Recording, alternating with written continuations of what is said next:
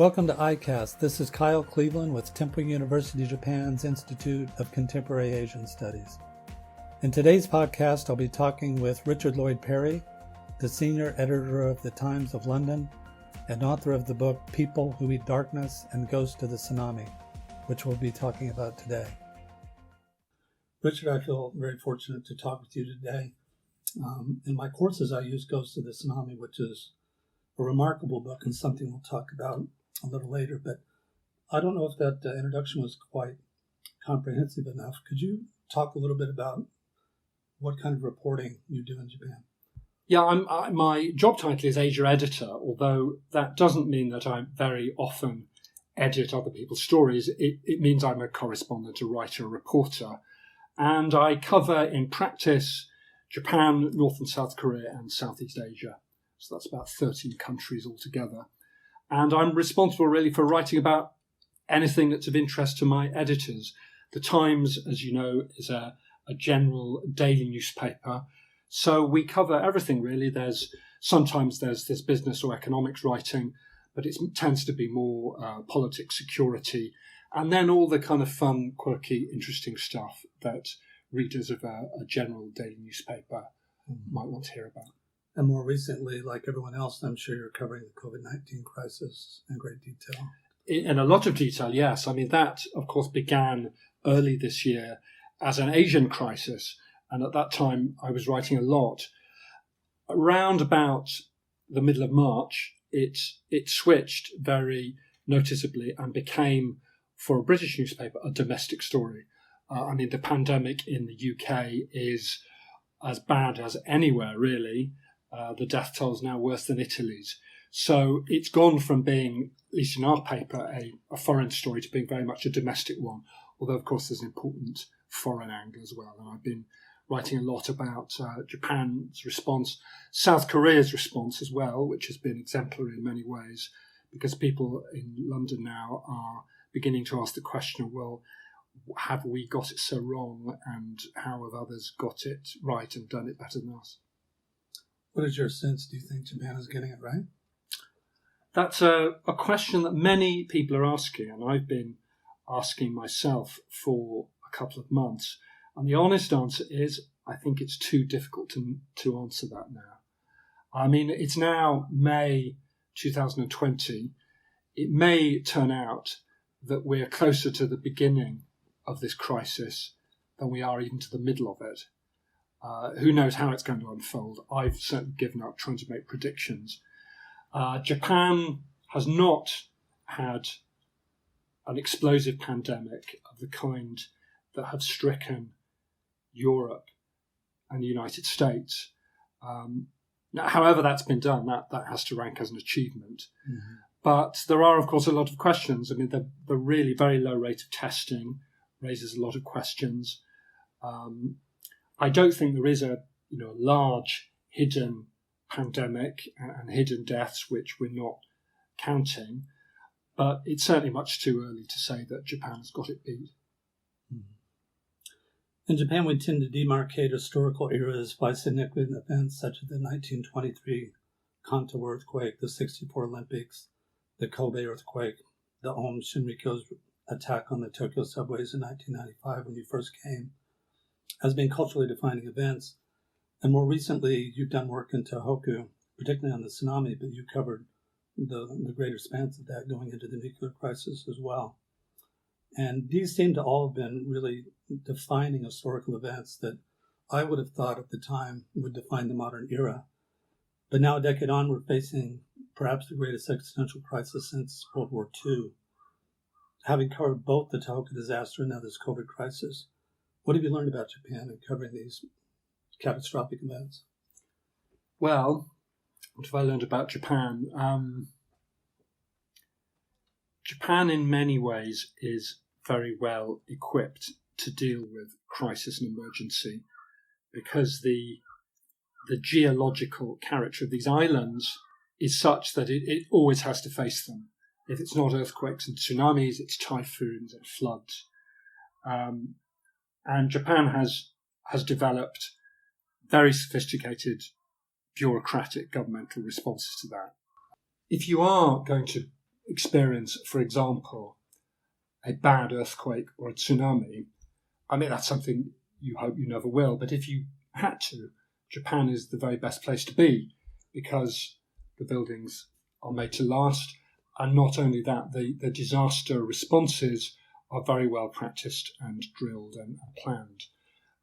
So bureaucratic mechanisms and bureaucratic power has great advantages, and we saw that in the after 2011 when the bureaucracy failed in some ways, and that's the subject of my book Goes to the Tsunami, but it did also achieve a great deal, and resources were mobilised very fast. People knew what to do. In terms of the coronavirus, I think it is too early to say. Early on, there were signs that the bureaucratic response was going to be a problem. I'm thinking particularly of the case of the Diamond Princess, which was the cruise ship, people remember, that was quarantined in Yokohama harbour, and which became a disastrous kind of breeding ground for this virus. And having been quarantined there, everyone who'd been on it then had to be quarantined somewhere else as well. And that, it was clear, was a result of bureaucratic ineptitude and inflexibility in many ways. But, things have moved on and Japan's okay. I mean, we're certainly much better off here in Tokyo than any of my friends and family and colleagues back in the UK who have a proper hard lockdown and for whom life is very difficult. So I'm reserving judgment. I think we have to wait and see. This is, as you say, a historic defining event in a way that makes even those earthquakes and tsunamis seem really quite insignificant in comparison. This is affecting most people in the world, in almost every country, in terms of the effect it's going to have and the disruption it's causing. It's more like a world war than a natural disaster, although it is a natural disaster of a kind. The other thing I guess you learn is that even natural disasters, these events within nature that are not apparently the result of human action do always end up being political. So tsunamis and earthquakes come along every few decades willy-nilly. There's nothing we can do to predict or stop them. But the way that governments respond to them and that humans respond to them does bring politics to bear. And that was very clear in the nuclear disaster, which was a human screw-up precipitated by natural disaster. And with COVID-19, that's also very clear. The way that this naturally occurring virus is being dealt with and handled by different governments, different cultures, different organisations is political and is one of the most interesting things about it. Disasters at this scale, I think, test the fundamental nature of governments. They reveal the fault lines. Certainly you see that in the United States right now, but with the Diamond Princess cruise ship, we saw that as well. And that what I find peculiar about Japan is that in the day-to-day, Japan seems to be such a functional society, so that when something like what happened in Fukushima, where the government seemed to be so inept, and also with the Diamond Princess cruise ship, it just doesn't seem to track, because you would think if anyone would be prepared for disaster management of events like these, it would be Japan. And yet it seems that in exceptional circumstances, they have a really difficult time addressing that. Yeah, I think that sometimes the problem is one of flexibility. Bureaucracies, by their nature, run according to rule books and manuals and precedent. But there are occasions when either the rule book doesn't tell you what to do or there isn't one, and that's the case with this global pandemic. What seems to have happened with the Diamond Princess is that the bureaucrats went in there and organised it without properly consulting with infectious disease experts, and what to an expert were very obvious, straightforward precautions about demarcating certain zones and so on, and keeping sterile areas, were just not being followed, or not with sufficient rigour. Mm-hmm. And yet I think there must have been some sort of playbook, because Japan lived through SARS and also the H1N1 swine flu pandemics. And from that experience, those struck Asia disproportionately hard. So you would think that there would be some learned experiences through that they could apply in the Japanese bureaucracies, but those lessons don't seem to have been learned. Yeah, again, I think those are questions that we'll only be able to answer when we look back and pick through the unfolding events. We're in the heat of it now.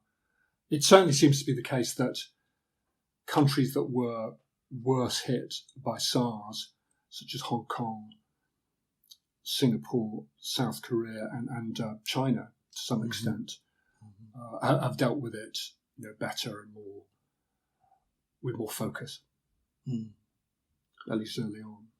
Yeah. I mean, the other thing I think is, and the other reason why it's difficult to speak with confidence and authority about this event that we're in the middle of, is that personally, for myself, I'm less worried by the virus, by the disease itself, than the events that are going to follow, including an economic depression, the like of which we've never seen in our lifetime, and all the political upheavals that will entail. I mean, the last time there was a Great Depression in the 1920s, 1930s, as we all know, it didn't end very well. And, it seems a bit dramatic to start thinking in terms of global conflict, but I don't think those things are beyond imagination anymore. So this is not just about a disease, it's about the economic crash that's going to come and the manifold effects of that. Mm-hmm. Well, what we see in the United States, Trump is displacing this onto xenophobic politics as a way of both provoking his base to support him in this upcoming election, but I think also that's his playbook. He goes to those issues, and as it faces economic crisis, his way out of that is to try to blame it on other people. And certainly it's beyond his control, but to be blaming China as being responsible for all of this seems to be very characteristic of his administration. Yeah, so again, I think that's going to look very interesting in retrospect. I mean, before, Trump and the coronavirus are, two of the dominant, what would the word be, nightmares of our time, I suppose you could say. But there was something else going on before either of them arrived on the scene, and that was the gradual but inexorable and inevitable rise of China and the corresponding decline in global power of the United States. Decline in relative power, but also in absolute terms. And I think it may, in decades from now, people may look back and see Trump and the coronavirus not necessarily as the factors behind American decline, but almost as symptoms of that decline. Mm-hmm. It was happening anyway, and they have crystallized it before our eyes. I mean, Donald Trump is a crystallization of the final irrevocable loss of American moral authority. One of the elements of a superpower, and it was true of the British Empire, it was true of the United States, and if China becomes a true superpower, it will have to be true there as well, is that superpowers have to be they have to be very rich, they have to be militarily powerful, they have to be feared to some extent, but they also have to be respected and to some extent loved. And the legacies that superpowers leave behind are testimony to that. So, the British Empire did a lot of harm, but it also left in its wake plenty of things that are now regarded as positive, such as a strong, relatively incorruptible civil service bureaucracy, education systems, even arguably the English language, literature, culture, and the United States too. It's not all F-16s. It's also the blue jeans and the Disney and the Hollywood, and the sense of optimism that American culture at its best has. The idea that we can all achieve something, and the idea that America, as well as being a great, powerful, and impressive country, was also a good one, and in some ways an unselfish one, a moral force. Now, Donald Trump, in every word he utters and every breath he exhales, is a contradiction of that. His slogan is America First.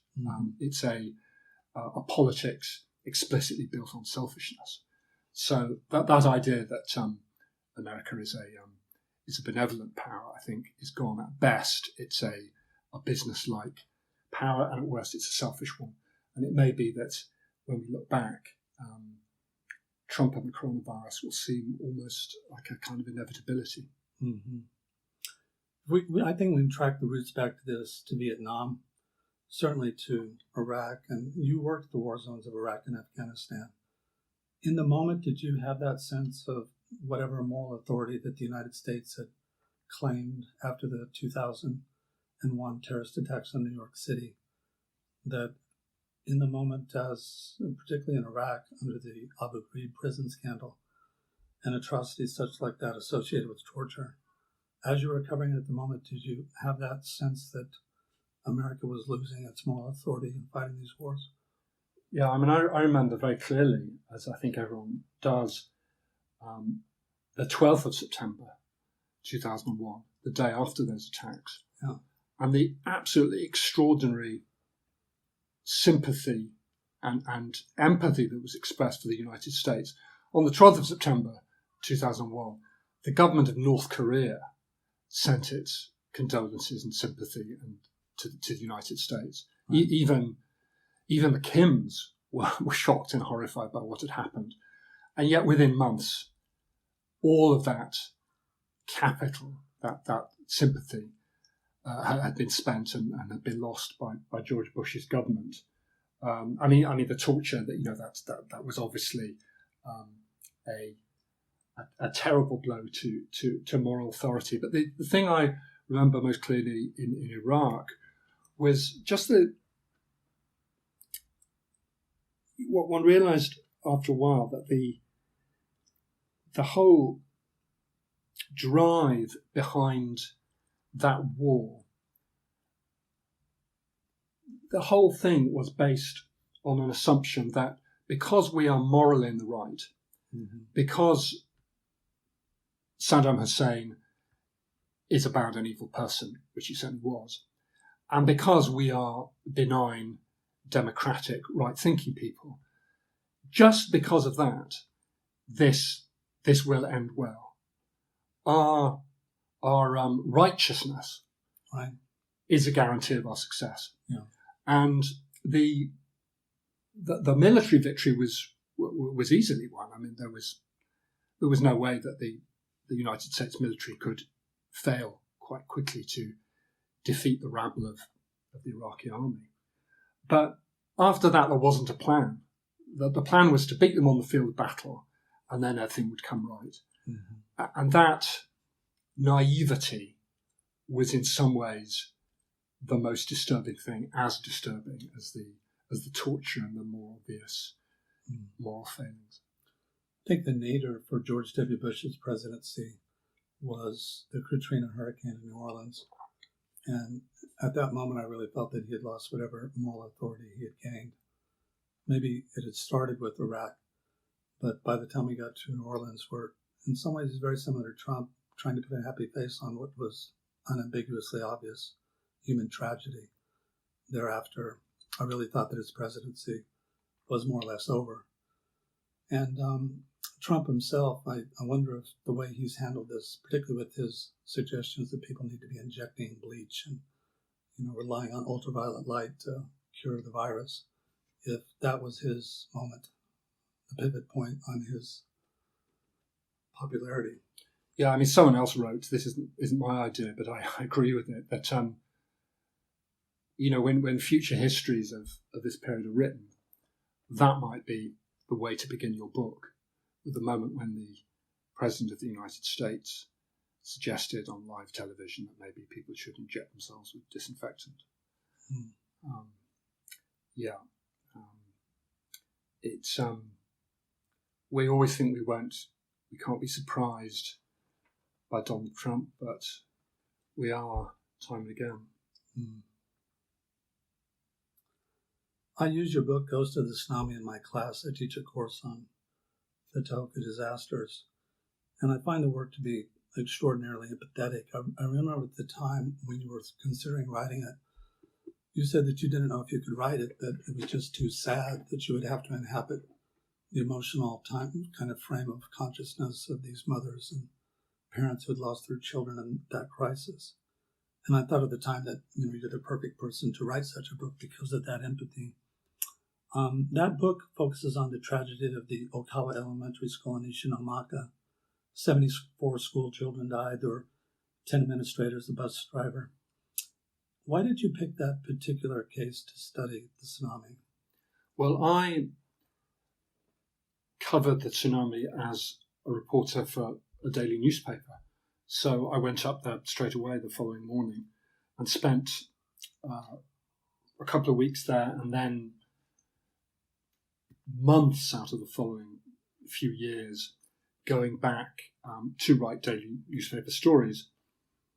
And I recognised very early on that this was one of those stories that was very difficult to do justice to in the columns of a daily newspaper, simply because of the limitations of space. I mean, even a long piece in my paper is at most maybe 2,000-3,000 words. But this was such a huge, complex event with effects that were so far-reaching that you just couldn't capture all that. And I realised that it would lend itself to treatment in a book, and I published a couple of non-fiction books before. But it took me a while. I couldn't find a way in, because I didn't want to attempt a comprehensive telling of the whole story. That would be impossible. It was just too big. 18,500 people died across this wide area.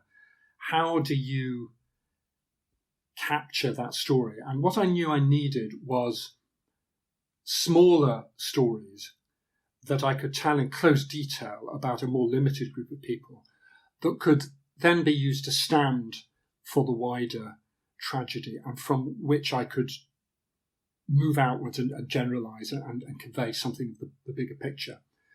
And it took me a while to find it, but I did eventually find it in two places. One was the story of the school, Okawa School, where all these children died needlessly, because by and large in that disaster, children in schools were fine, they were safe, the teachers looked after them.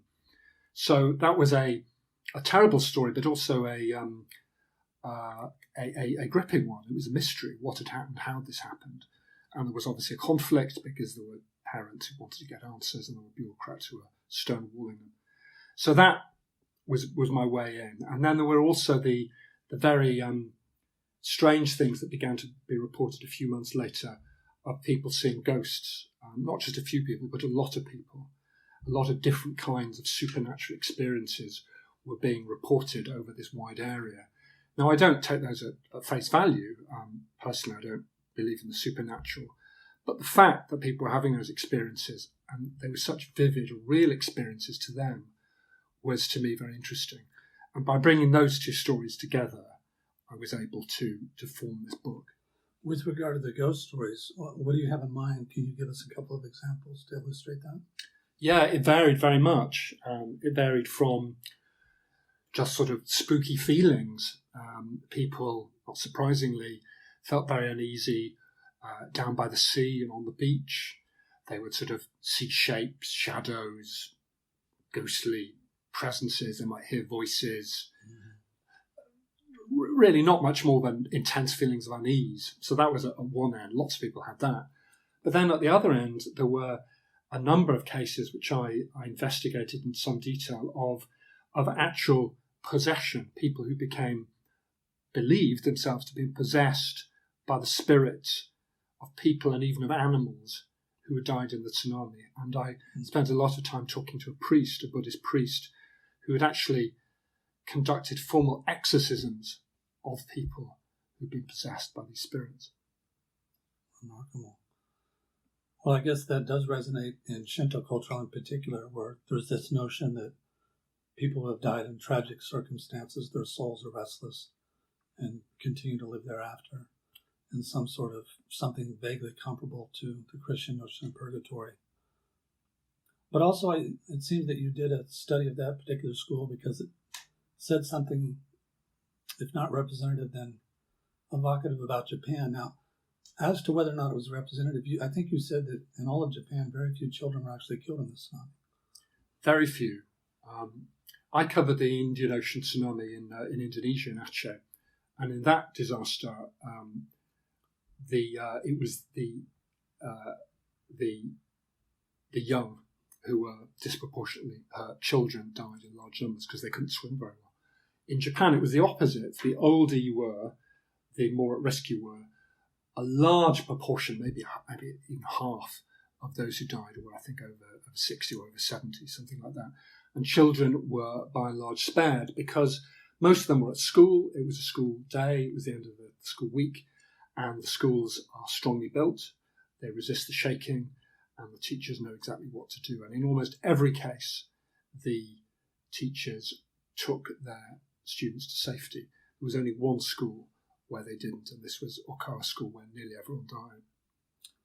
For those who aren't privy to this, can you tell us the story of what happened at the Okawa Elementary School? Yeah, so it's a small school in a village next to a very big and impressive river called the Kitakami River, very wide, 600 meters across.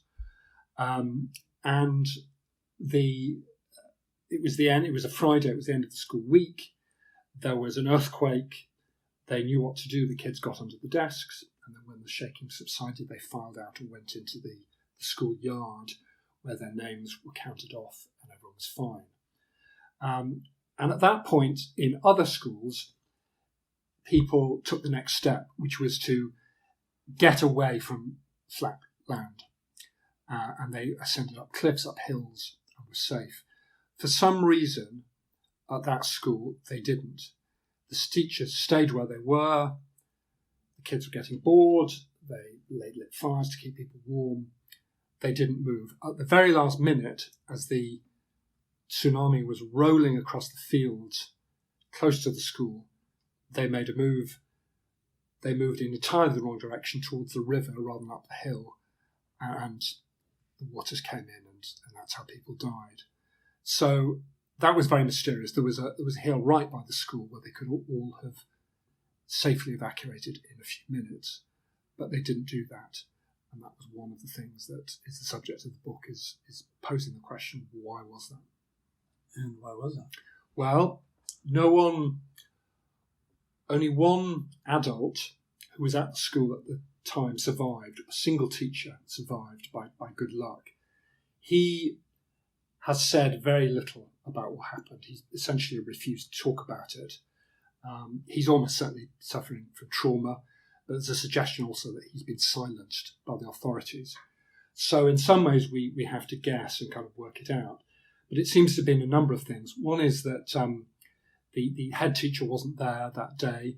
The man in charge was a more junior teacher who was not a particularly decisive person. Secondly, the manual that was supposed to be there telling you what to do in certain situations hadn't been properly devised for these circumstances.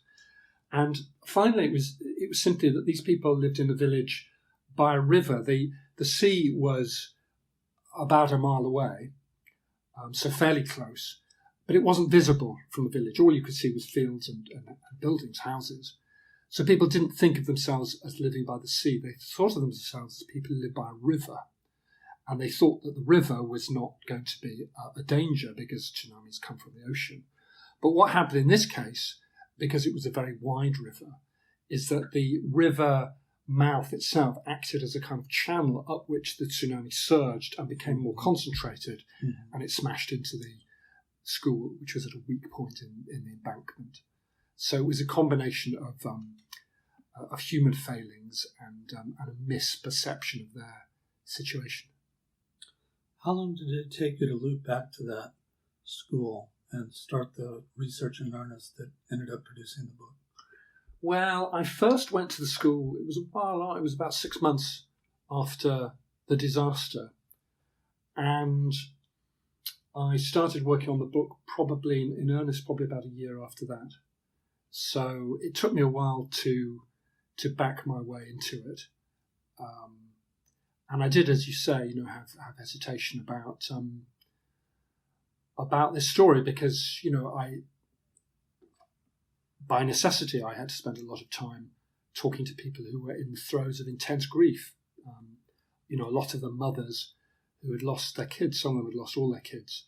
Now, I don't wish to exaggerate my own sufferings. Obviously, theirs were far worse. But you have to kind of brace yourself for that kind of work over a long period. And I did.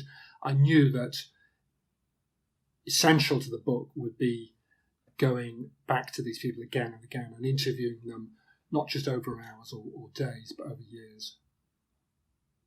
How are you able to guard yourself against the impact of that and set boundaries where you weren't completely taken over by that? Yeah, I mean, it happens in the end. It becomes something that happens naturally. Over the years, I've covered a good deal of tragedy, natural disasters, wars, conflicts as well. And early on in my career as a younger reporter, there were times when I became very upset by that. What happens after a while is that you acquire a knack of detachment. You have to.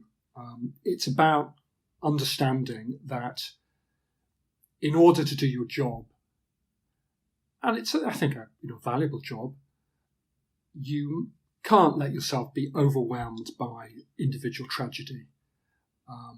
You can't take the suffering of these people you're interviewing as your own suffering, because then you couldn't function emotionally.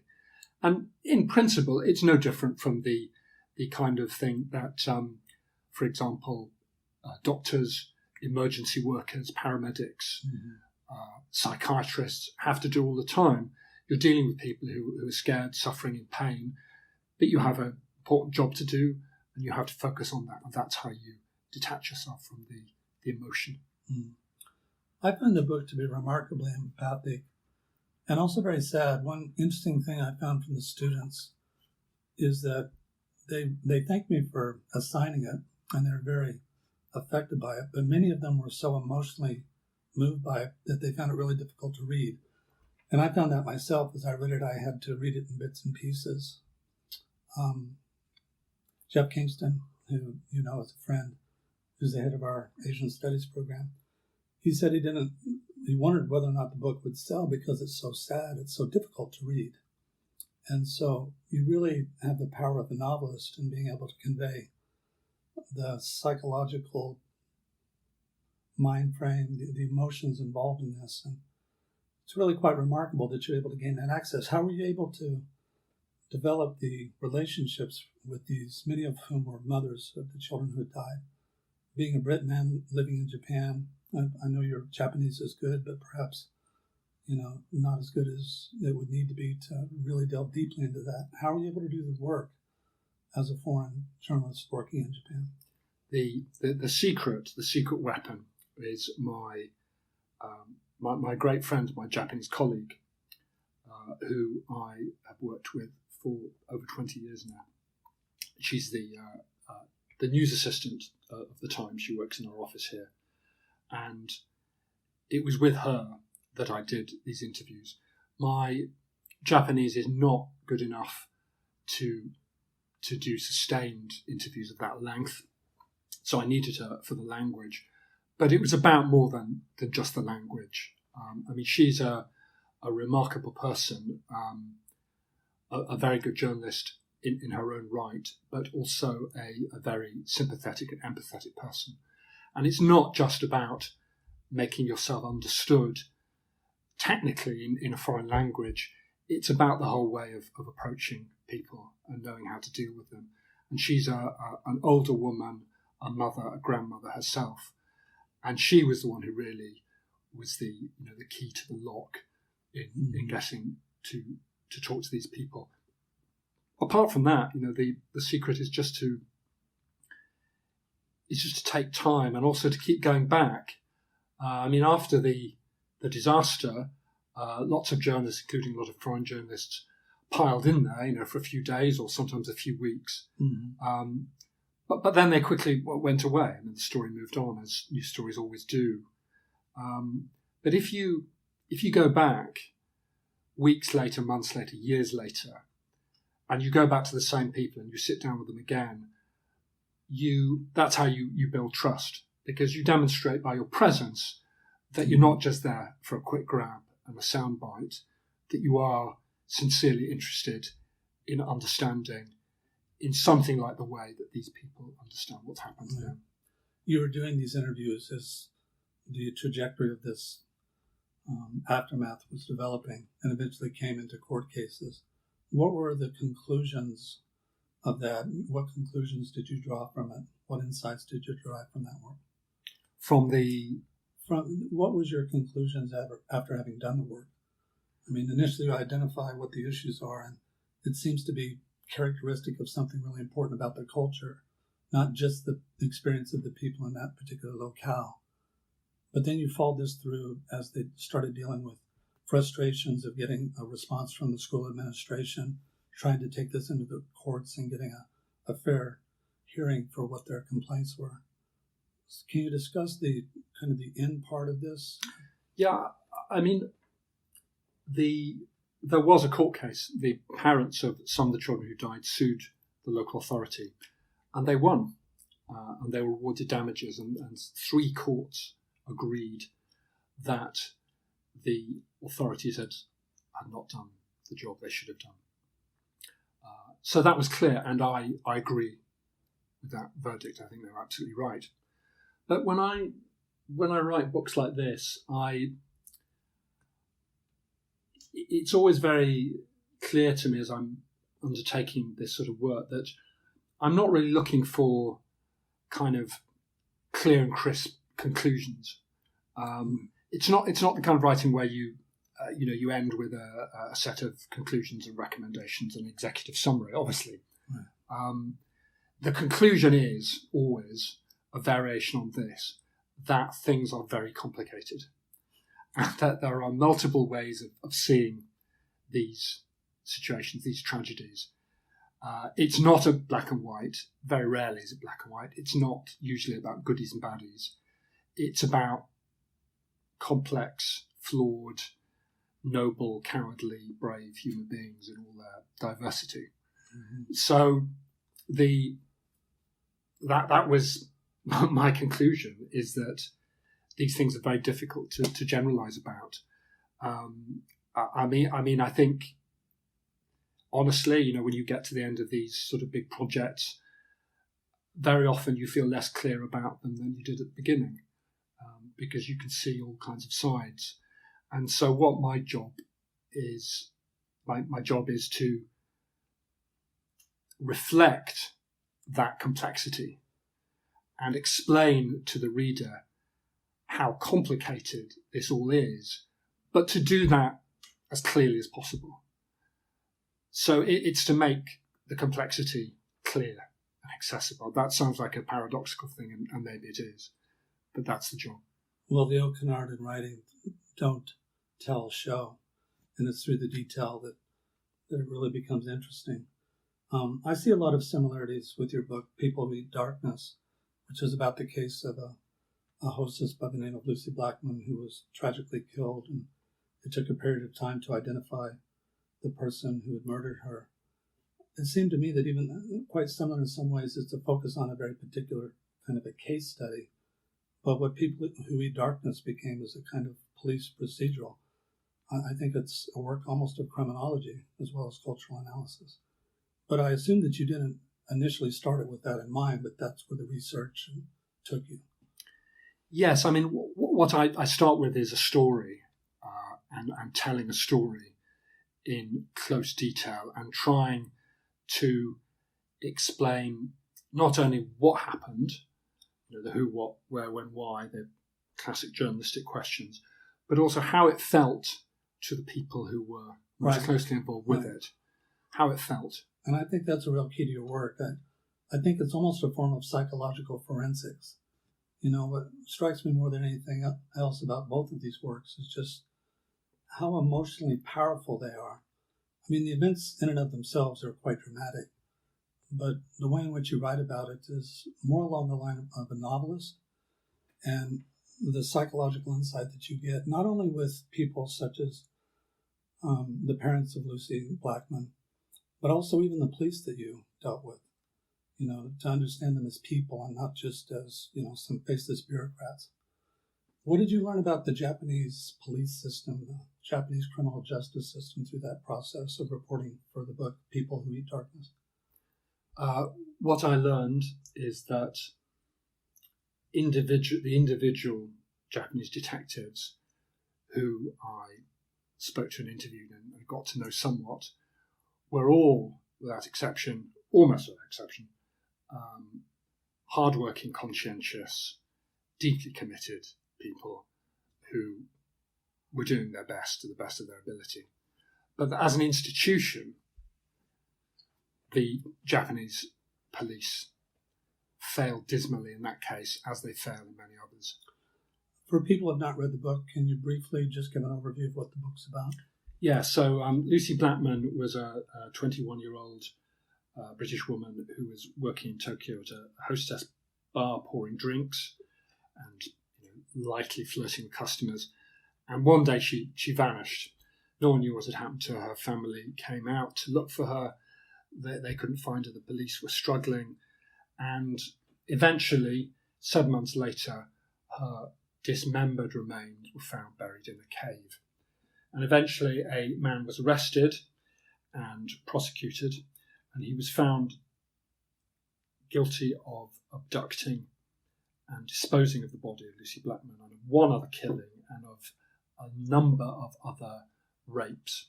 And what had happened over a long period was that he'd developed a modus operandi whereby he encountered young women hostesses at these clubs, took them out on a date, drugged their drinks, and raped them while they were unconscious. It's a long and very complicated story, which I tell in the book at great length. But this had been going on for, I'm trying to remember, I think it was over 15 years. Other women had gone to the police with stories about this man and had been ignored, brushed off. And because of that police inaction and a failure to respond to clues that were there, he was able to go on doing this, and Lucy Blackman died as a result. Mm. So the Japanese police force, I discovered, they have strengths. They're very good at what is sometimes called community policing, in being a reassuring presence. At every big intersection there's a police box. They're very good at dealing with lost children, confused old ladies, drunks who've lost their train fare home, this kind of thing. And Japanese people are very happy with their police. There's the opinion I'm articulating is not a mainstream one by any means.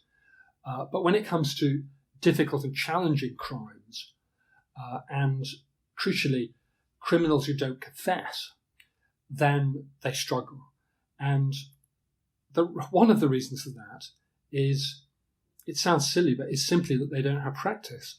Because rates of crime in Japan are so low, Mm-hmm. They just don't have to deal with very much crime and don't get to practice solving difficult crimes through systematic forensic means. I mean, it's not that there's no crime, but by and large, crimes are solved when the police identify someone and then they confess.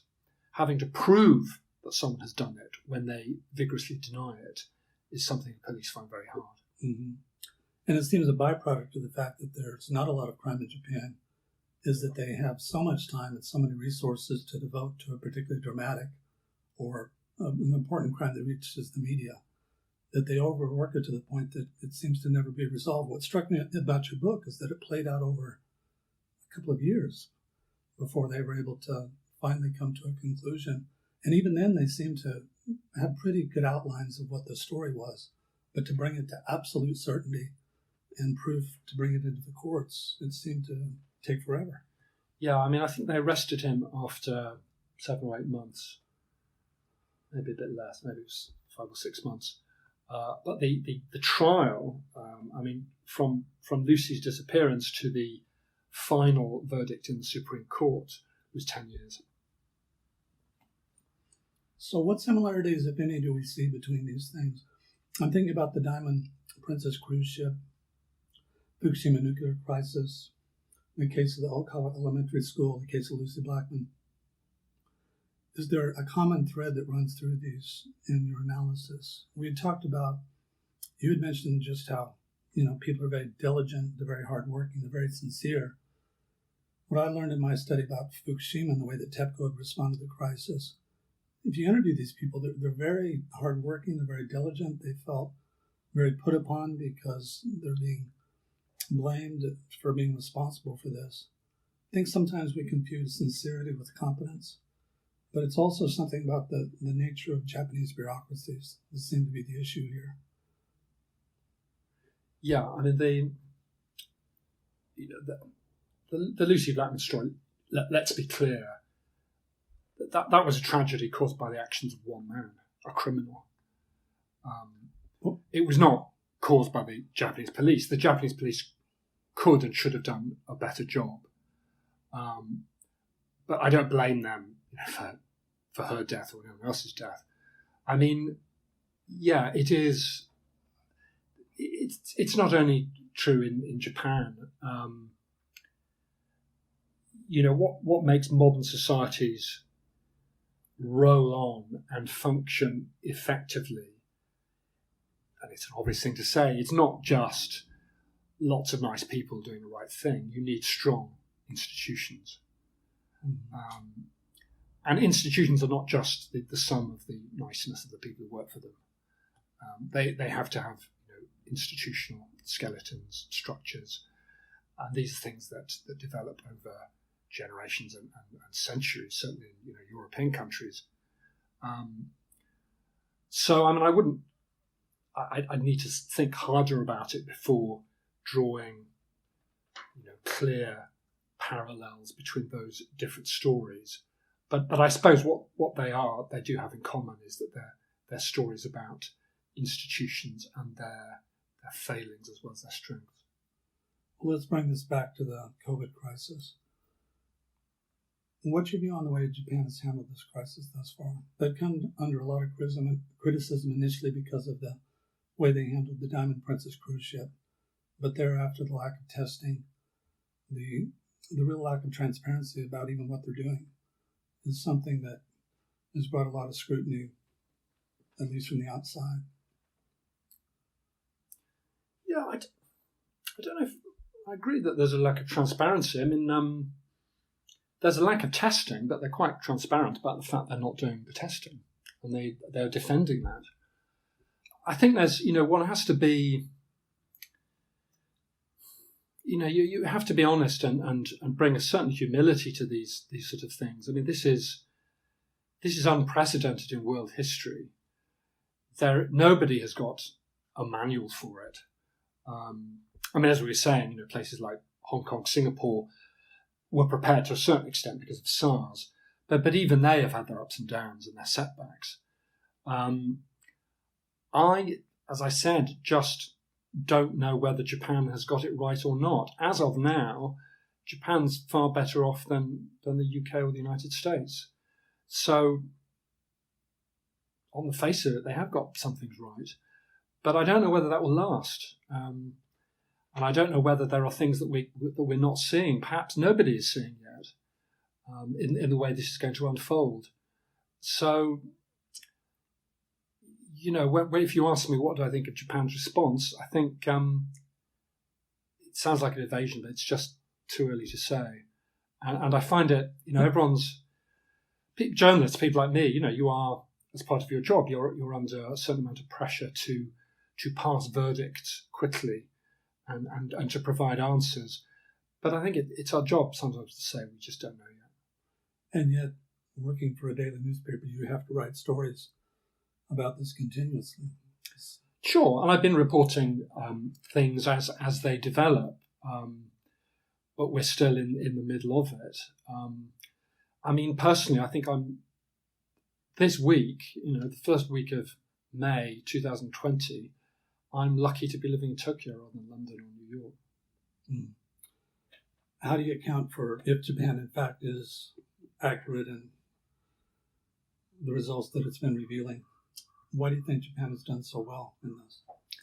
I was back in London at the end of February and the very beginning of March this year, when at that stage, it seems so long ago now, it's only 3 months, let's see, March, it's 2 months.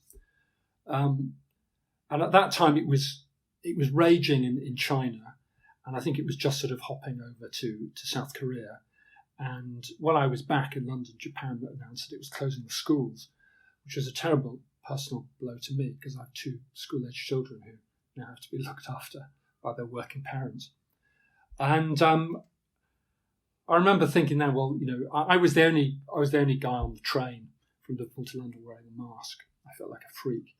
And I gave a talk, and there was a party afterwards, and I saw some old friends in London. We had a great time. And I remember thinking back then, if this disease does make it over to London, they're screwed. And I would rather be in Tokyo because of the way that people interact with one another. I was seeing, you know, old friends I hadn't seen for a while. Everyone I encountered, we gave one another a hug, kisses on the cheeks, arms around you, how are you, shaking hands, touching. We had some drinks in the pub. It was late on a Friday. It was this busy central London pub. There was music, there was noise. We were leaning over into one another's faces, shouting to be heard, raising drinks. Right. You know, the pathogens were floating around, buzzing around. And I remember thinking then, you know, people just don't get it.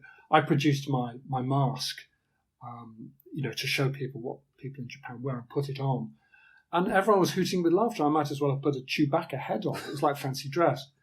I think, you know, it sounds almost too simple, but I think the fact that in Japan people have no problem wearing masks anyway at this time of year, that they tend to bow rather than shake hands. They certainly don't hug one another or kiss one another that much. And they wash their hands a lot. I think these things have made a big difference. And also when recommendations are made by the government, a large number of people take that very seriously. Right. It doesn't have to be mandatory and legally enforced. So, you know, maybe it will be as simple as that. But I'm aware, you know, that there are all kinds of scientific factors. I mean, people even talk about genetics. You know, is Asian DNA, Asian genes somehow better able to resist these diseases? I think honestly, no one can answer that yet. Mm-hmm. I suppose a couple of months ago you thought that you would be spending your summer focused almost exclusively on the Olympics. How do you report on a story like the Olympics when it goes dormant, but we're hoping we'll be back next summer? Yeah, I suspect there isn't going to be a Tokyo Olympics. I mean, I thought early on it was going to be impossible for them to hold it in the summer. I mean, a year from now, you know, as the Japan Olympic president, Mr. Mori, has said, if the pandemic is raging in the rest of the world, even if Japan is clear, you can't have an Olympics.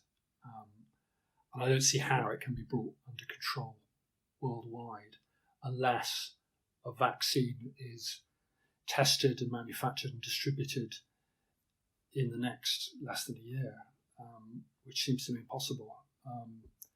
I'd be very surprised if there was a Tokyo Olympics, which is obviously a devastating blow to many people, but I think it's going to seem a fairly small thing when all the consequences of this pandemic have played out.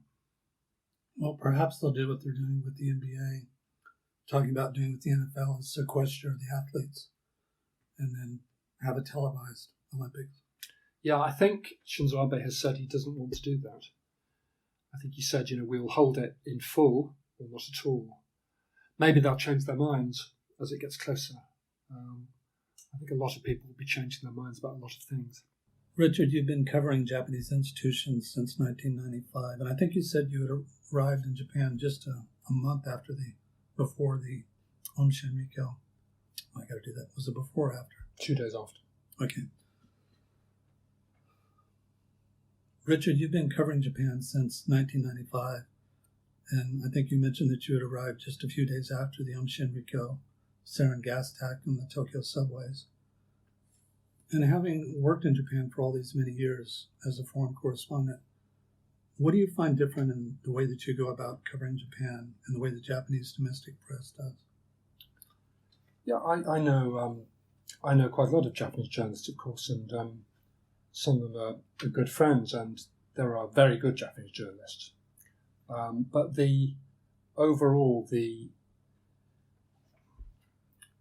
job done by Japanese journalists and British journalists and the way they think of their role is very different in certain ways.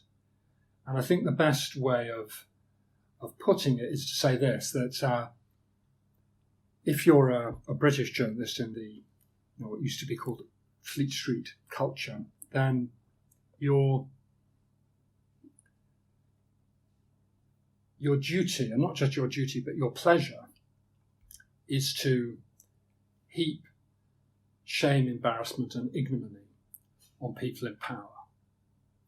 Now, they have to deserve it, right? You have to be right about what you're saying, obviously. But if through... Not necessarily, but it's still going to... No, you do. Brand. You really do. Yeah. If, through accurate, diligent, conscientious reporting, you can expose someone as a liar, a cheat, a hypocrite, a fool, someone in a position of power or influence, a politician, a businessman, a company, then you are doing a good job and you will be celebrated by your peers and your acquaintance, and you can feel that you're a good man.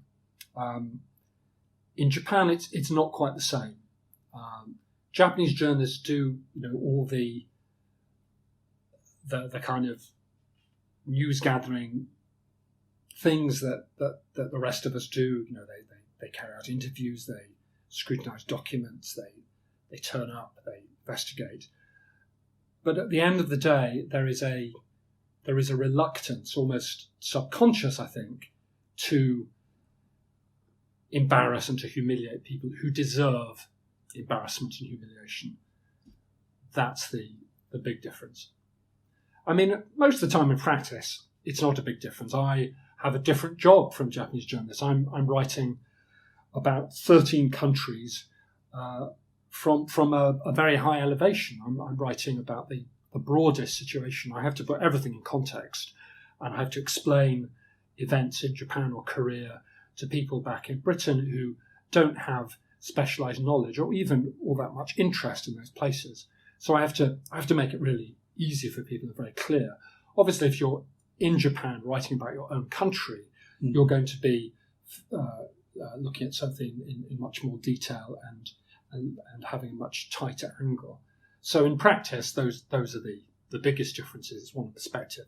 But more broadly, there's a kind of moral difference as well. I think you're able to negotiate the line between being critical on the one hand and also being fair in representing the experience of people. I think that's the strength of both People Eat Darkness and also Goes to the Tsunami. By the way, where do you get that title, People Who Eat Darkness, and what does that mean? Funnily enough, People Who Eat Darkness was the title of a Japanese book about the case, Yamiogu Hitobito, which was written by a Japanese journalist who I interviewed and spoke to. And he published his book a few years before mine. And when I read it and I read that title, I thought, that sounds absolutely fantastic in English, People Who Eat Darkness. I wish I'd thought of that title.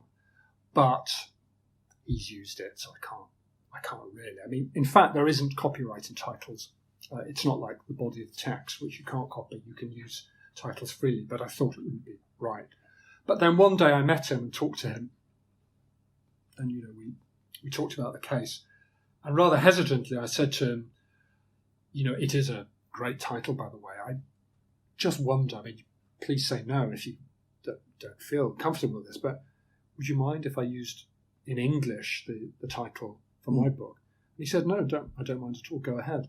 So that's why it's called People Who Eat Darkness in English, but something different in Japanese, because there is already a Japanese book about the case called People Who Eat Darkness. It's sort of an homage to that. To me, it's a, as I understand it, in Japanese, the phrase "people who eat darkness" means, people who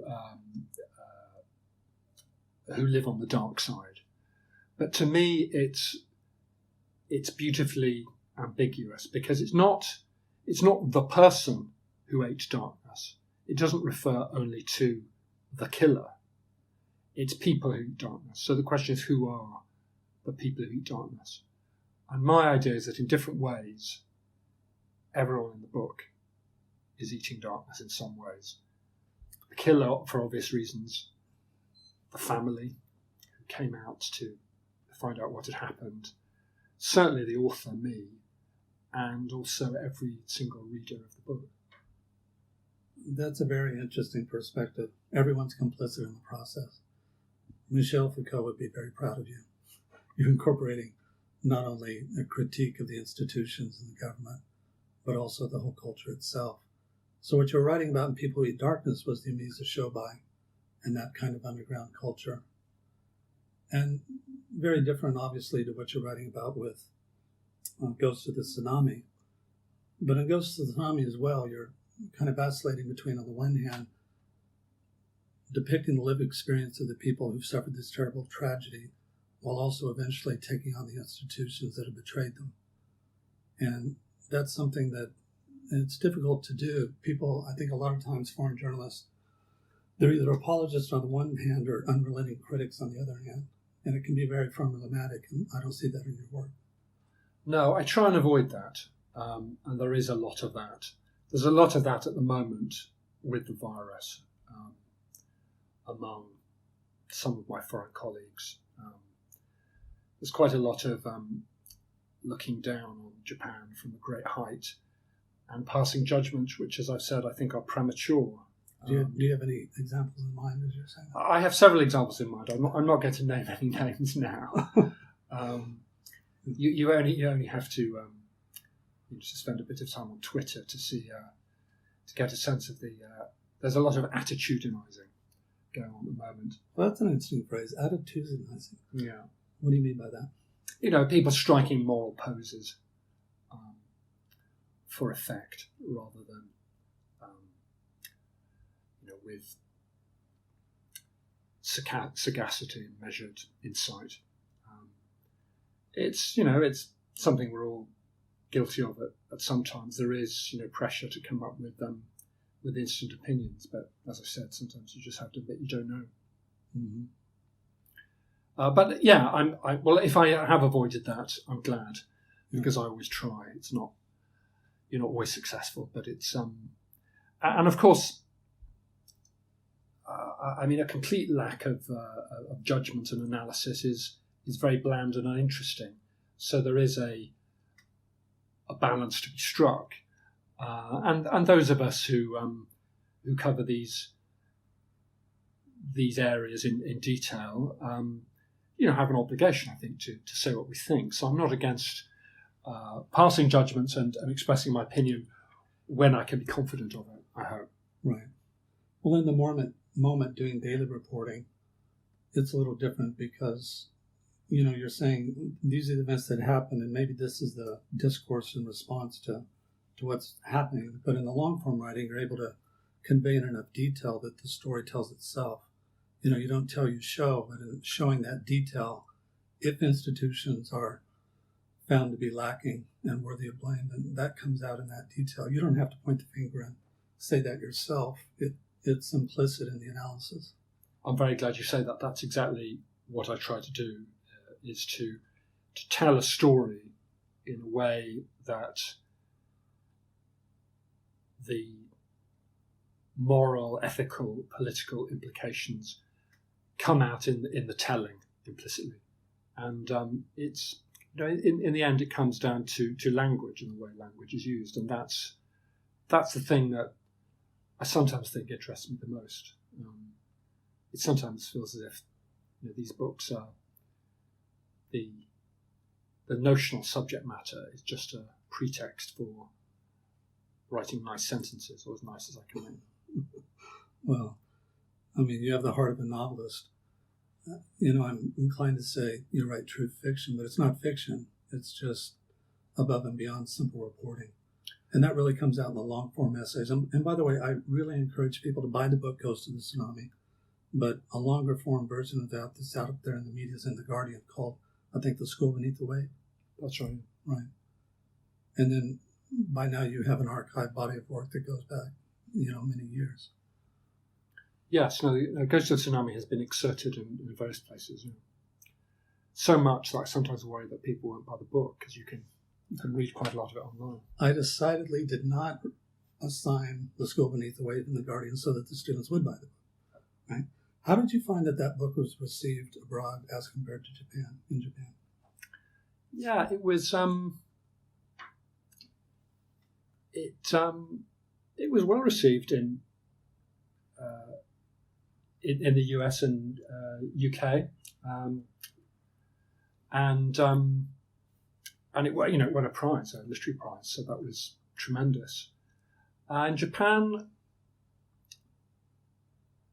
it was also well received. I think that's true to say. It was quite widely reviewed. I was interviewed a good deal. It came out. It would have been 2 years ago, so maybe on the 7th anniversary. I think I got that right. The disaster, and my publishers did a very good job in promoting it. I'm trying to think if there were differences. I think a number of the people who interviewed me said that it was clearly a book written by a foreigner, and I think what they meant by that was that it had a kind of rawness in the way I treated some of the events after the disaster. So this is not true only in Japan, but wherever there are tragedies and there are victims, be it a tsunami or be it the victims of the September the 11th attacks in New York, there's a sort of natural tendency to sanctify the victims because one feels great sympathy towards them. It's easy to think of them all as perfect people, and of course they're not. Some of them are lovely people, some of them are terrible people. They have the same flaws and strengths as all human beings. One of the things I did in writing about the school and the families of the children who died there was to talk at some length about the conflicts that developed among the families. It's a cliche, and it's just not true that misfortune, hardship, tragedy brings out the best in people and forges unity and brings us all together. It does that, but it also does other things. It exacerbates conflict. It accentuates dislike, rivalry, division. And that certainly happened in this case. And there were fallings out and feuds among the parents of these children because they disagreed about the best way of dealing with this situation. And I wrote about that, I hope, sympathetically. But I think to some of the Japanese readers and interviewers, that was in some ways surprising, maybe even shocking that I should have written about that. But it wasn't by and large criticised. People just noted it as a difference. Well, in that detail, you lay bare the cultural values, the characteristics, the relations between people and their relation to authority. And I suppose people could take that as being critical because you're making a kind of analysis that perhaps a lot of Japanese journalists would not make. What I found in coverage of the Fukushima crisis is that they tended to be much more descriptive of this is what happened, but no real overarching explanation, particularly from a critical perspective of why it was problematic or, how it might lead to a policy that would reform this kind of structure. In my class, I assigned an essay by Simon Winchester that was published in the New York Review of Books. And Winchester is a noted historian himself. He wrote about the Krakatoa volcano. He wrote about the San Francisco earthquake. And he's largely laudatory about your book, but he does have a critique here where he makes, and I'll read from this, he says, Winchester writes, "The shame was all of theirs, and by that I meant everyone. The tsunami was not the problem. Japan was the problem. Such a remark, even as merely a casual aside, gives pause, for by making it, Parry hints at an all too common trope among Western writings about Japan.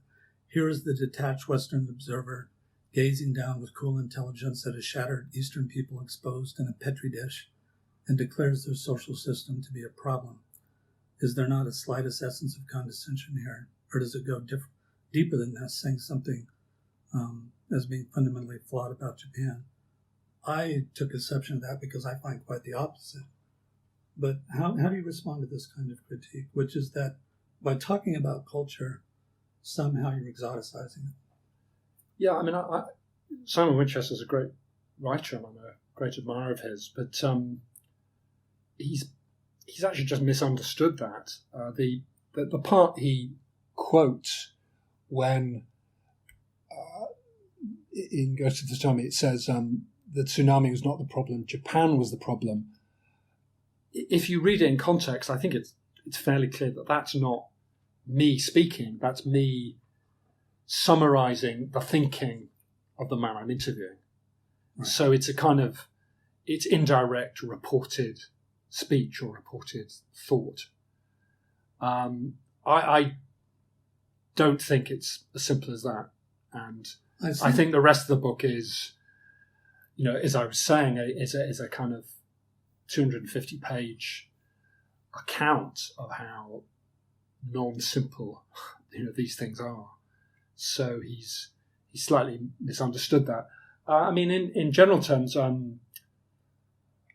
try very hard not to be condescending, and I think quite the opposite. I think a lot of your work ends up being a conduit for people's experience and their points of view. Do you ever have that sense of being kind of a proxy voice for people who don't have a voice? Yes, I do. I mean, that is, one of the first and most basic tasks is to give voice to people, to different, sometimes conflicting voices, and therefore to equip the reader to, make their own judgment. That doesn't mean I don't have my own opinions, and in some cases I am trying to guide the reader and persuade them of, my point of view.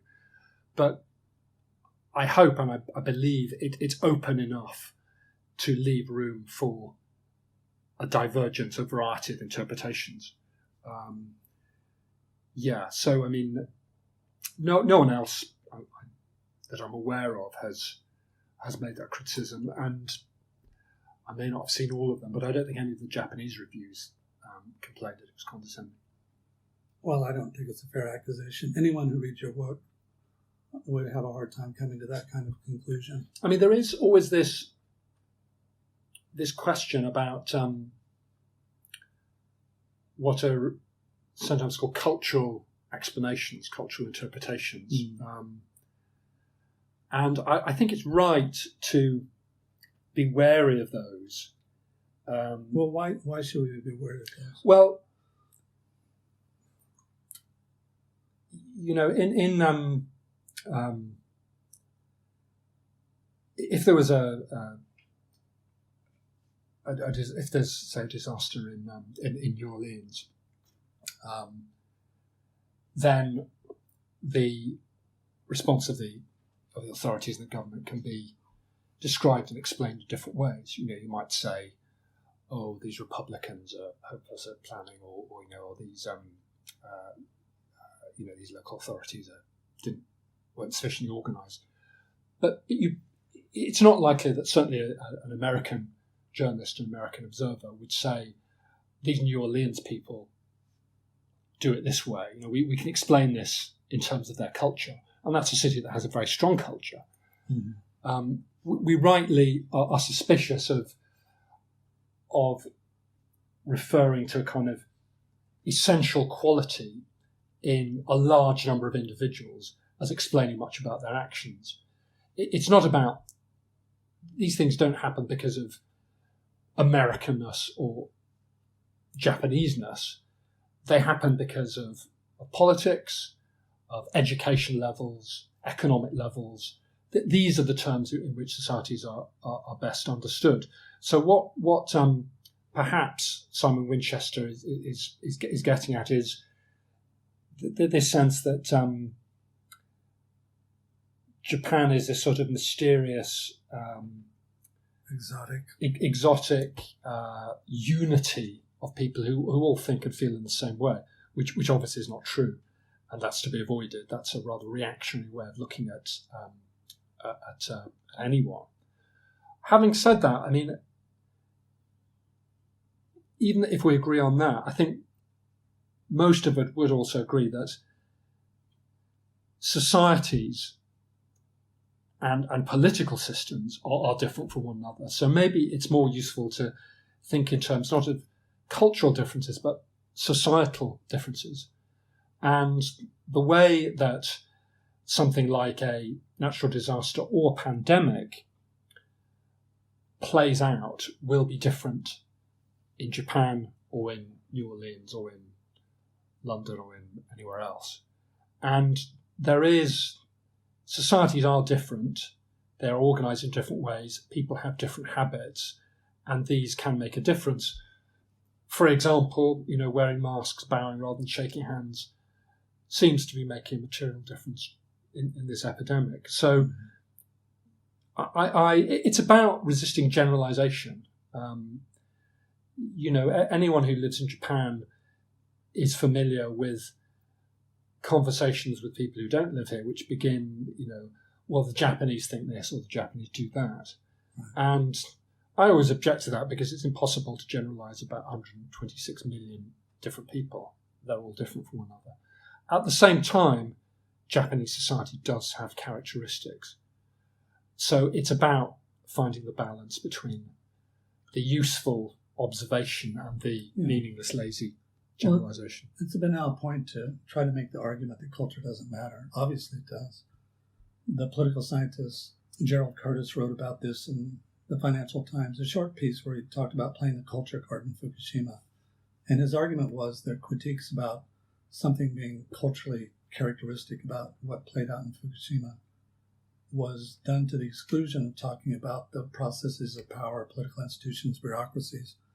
But I don't think one precludes the other. I mean, it's all the above. And I could see in a way that a person might make some sort of accusation on a very short article that makes a point that could be misread. But in the long form work, it's very clear that your work in particular is able to talk about this in great detail. The architect Mies van der Rohe said God dwells in the details, and it's in those details that I think this all comes out.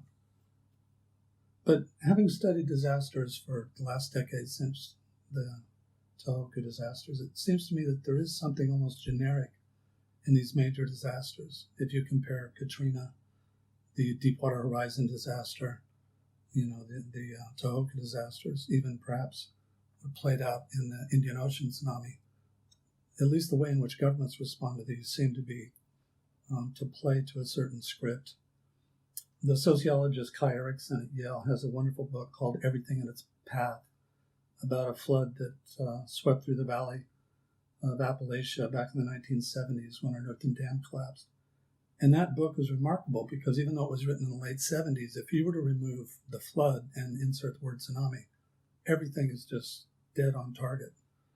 So did you find in your coverage of, even though you have profound cultural differences and also socioeconomic differences between Indonesia and Japan, any common characteristics and these at a much larger frame of analysis between those two major disasters?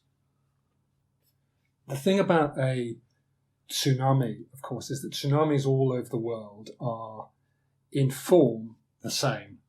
There's an earthquake, a release of energy, and this wave heads towards the shore, and it hits the shore. And at the moment they hit the shore, these waves that are the same up to that point become different because all these places are different and all these countries are different. And Indonesia, Aceh, where I was reporting in 2004, and Japan are very different. So the differences are in some ways more striking than the similarities. Japan's a very rich society. Aceh was very poor. Japan was able to rebuild itself from its own resources. In Aceh, there had to be a huge influx of aid and cash, billions of dollars, which of course gave rise to problems of its own: corruption, misdirection, embezzlement, all those sorts of things. So it was quite different. I mean, the other thing that was very different was the way that was, I think, the impact that the two disasters had. The 2004 tsunami was a shocking event, but I think the 2011 disaster in Japan, in many ways, had more of an impact around the world, even though far fewer people died in Japan. And there's a couple of reasons for that. One, I think, is that the Indian Ocean event struck tourist areas, and Western tourists were affected and died in places like Thailand. But overwhelmingly, it affected poor Southeast Asian people. These poor fishing villages in Aceh that were washed away.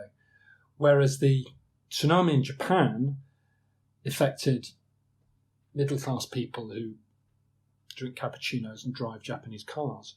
In other words, people like our compatriots back home, the sorts of people who watch cable TV and read newspapers. And the other thing was that I covered the Aceh tsunami. I spent at least 2 weeks there and talked to many, many people who'd survived it and lived through it. And I often asked them to describe it. What was it like, this wave? But I never had a clear idea of what it was like. No one ever seemed to be able to describe it in a way that I could grasp. In 2011 in Japan, everyone who was present when that wave came in had a high-quality video camera on the phone in their pocket.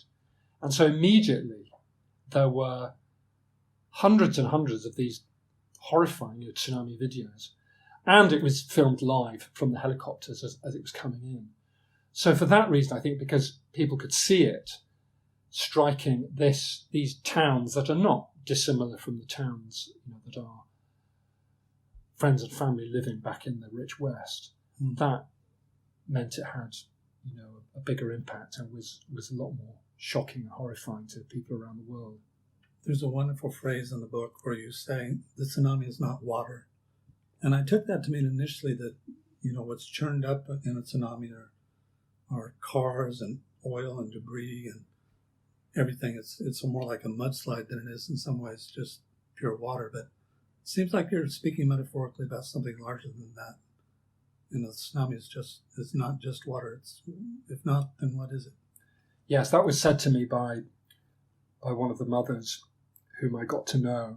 And yes, she did mean that. She meant that it's what does the damage is not just the the H2O, the seawater, but the mantle of debris which it carries in: cars, washing machines, tiles, beams, which come in and kill people, batter them to death. But it is also figurative. And I think what she meant is that the harm done by the tsunami is not just the physical harm, it's the psychological harm that lingers afterwards, and the harm that is inherent in the way the authorities dealt with the situation. Mm. So it just doesn't move debris, it also moves culture.